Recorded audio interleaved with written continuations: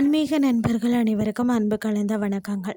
இன்றைக்கு நாங்கள் ஆன்மீகம் சம்மந்தமான பதிவில் விபரீத ராஜயோகம் தரும் ஆடி அமாவாசையை பற்றி தான் நாம் இன்றைக்கு பார்க்க போகிறோம்.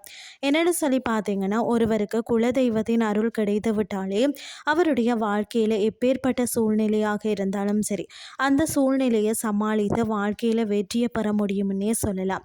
அதே போல தான் மகாலட்சுமி தாயாரின் அருள் என்பது கிடைத்திட்டாலே அவங்களுக்கு இருக்கக்கூடிய வறுமை நிலை முற்றிலும் நீங்கி செல்வ செழிப்புடன் வாழ முடியும். இப்படி இவர்கள் இருவரின் அருளையும் பெறவங்க விபரீத ராஜயோகமே ஏற்படும். அப்படிப்பட்ட விபரீத ராஜயோகம் ஏற்படுவதற்கு எளிமையான முறையில் ஆடி அமாவாசை நாளன்று ஏற்ற வேண்டிய தீபம் என்னன்னு சொல்லி தான் நாம் இன்றைக்கு பார்க்க போகிறோம். ஒரு வீட்டில் குலதெய்வமும் மகாலட்சுமி தாயாரும் ஒரு சேர வீட்டிருக்கக்கூடிய இடமாக கருதப்படுவது தான் வீட்டு நிலைவாசல்.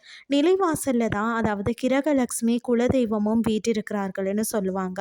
அதனால் தான் சிறப்பு மிகுந்த நாட்கள்லாம் நிலைவாசலில் சுத்தம் செய்துட்டு மஞ்சள் குங்குமம் வைத்து மலர்களை வச்சு பூஜை செய்யணும் அப்படின்னு சொல்லி நம்மளுடைய முன்னோர்கள் கூறியிருக்கிறாங்க.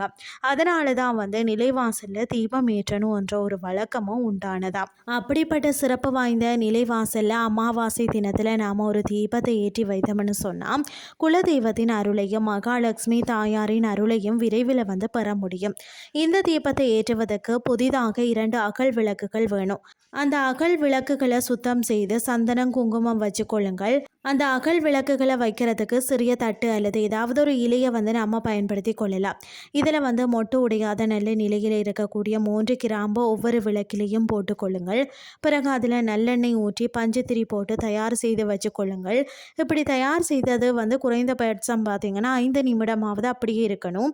பிறகு தான் நாம் தீபம் ஏற்றணும். அப்படி 5 நிமிஷம் கழிச்சதுக்கு பிறகு நாம் ஏற்றும் பொழுதோ அந்த கிராம்பின் வாசமானது எண்ணெய் முழுவதும் பரவிடும்.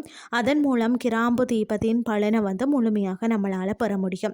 அதாவது இந்த தீபத்தை நீங்கள் ஆடி அமாவாசை தினத்தன்று நீங்கள் ஏற்றலாம். இந்த தீபத்தை நிலைவாசலுக்கு வெளியே தான் ஏற்றணும். குறைந்தபட்சம் அரை மணி நேரமாவது இந்த தீபம் எரியணும். இந்த தீபத்தை ஏற்றும் பொழுது குலதெய்வத்தையும் மகாலட்சுமி தாயாரையும் மனதார நினைச்சு கொண்டு அவர்கள் வீட்டிற்கு எழுந்தருள வேண்டும் அப்படின்னு சொல்லி வேண்டிக் கொண்டே நீங்கள் ஏற்றுங்கள். சிறப்பு மிகுந்த இந்த தீபத்தை ஆடி அமாவாசை தினத்தன்று ஏற்றினீங்கன்னு சொன்னால் உங்களுடைய வறுமை நிலை முற்றிலும் நீங்குவதோடு விபரீத ராஜயோகம் ஏற்படுவதற்குரிய வாய்ப்புகளும் உண்டாகும் என்ற தகவலையும் கூறி இன்றைய ஆன்மீகம் சார்ந்த பதிவை நிறைவு செய்து கொள்கிறேன்.